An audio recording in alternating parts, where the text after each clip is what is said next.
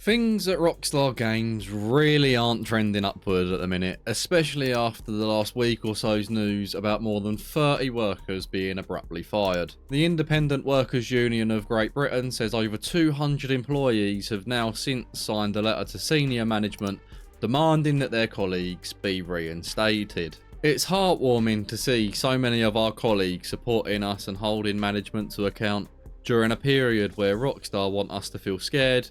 My brave former colleagues are marching straight up to our boss's door and demanding our voices are heard. It's clear to everyone close to this situation that this is a blatant, unapologetic act of vicious union busting. Rockstar employs so many talented developers, all of whom are crucial to making the games we put out. The firings happened suddenly at the end of October, with Rockstar claiming the employees were dismissed for distributing and discussing confidential information in a public forum. But of course the workers and the IWGB say that it's nonsense and that the real reason is for union organising. And according to the union, attempts to negotiate their return went absolutely nowhere, which has now pushed them to file legal action earlier this week. And the situation is actually getting loud enough now that even UK Parliament has stepped in. Edinburgh West MP Christine Jardine raised the issue publicly in Parliament, putting Rockstar in a little bit of an uncomfortable spotlight.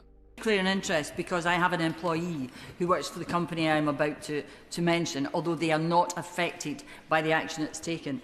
That company is video game company Rockstar, who's fired at least 30 employees across its UK studios, including Rockstar North in Edinburgh.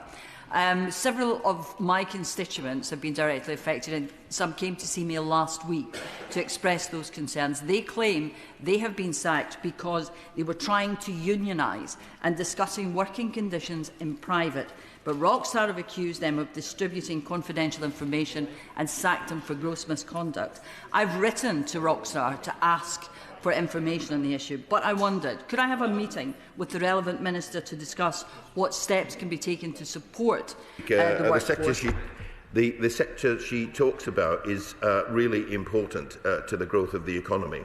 But so too are rights at work, and successful companies are those that give decent rights and conditions at work, decent rights and conditions for the people they employ. So I will raise it with ministers and see what action, if any, can be taken to resolve this. Of course, Rockstar and parent company Take-Two have obviously remained silent since their first leak accusations as the reasons for the employees' dismissal, but the pressure is starting to grow. Former employees and IWGB members have held protests at Rockstar North and Take-Two's Edinburgh offices, with more demonstrations planned. One was actually taking place outside Take-Two in London on November 14th, which was yesterday as of filming this, and there's another one planned in Edinburgh on the 18th of November.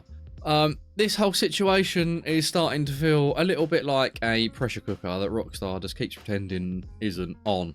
And you've got firings that look suspicious on their face, a union calling foul. Politicians are even chiming in now with protests popping up like side quests, and now hundreds of employees have openly defied management, of course, opening this letter. And that's not normal, and it's not quiet, and it's not something that Rockstar are going to want to keep happening, and it's definitely not sustainable. Rockstar can stay silent for now for sure, but I don't think the silence is going to make this storm go away, and if anything, it's going to be making people watch closer, especially me. I'm watching. Obviously, if Rockstar has got rid of these people for spreading information like they claim and leaking information, then obviously they're well within their right to do something about these employees. But at the minute, obviously we've not seen anything. There's no evidence that we've seen of people doing wrong, and at the minute it does appear like union busting, but who knows? Given how public this is already, it might be a bit late to keep this in-house, and obviously it's going to be even more so with the threat of legal action, which has started this week. Obviously, that's where things stand for now. The story does seem to be moving relatively fast. The pressure's starting to mount, and Rockstar silence is starting to feel louder than anything that the union said so far. Of course, I'll be keeping track of every twist as information comes out, with every statement, every protest as it happens, because this isn't just office drama, you know, this is the games that we love and are so keen about and waiting for.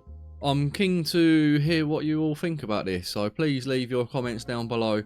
please drop a like and subscribe to support your boy, and I'll see you in the next video.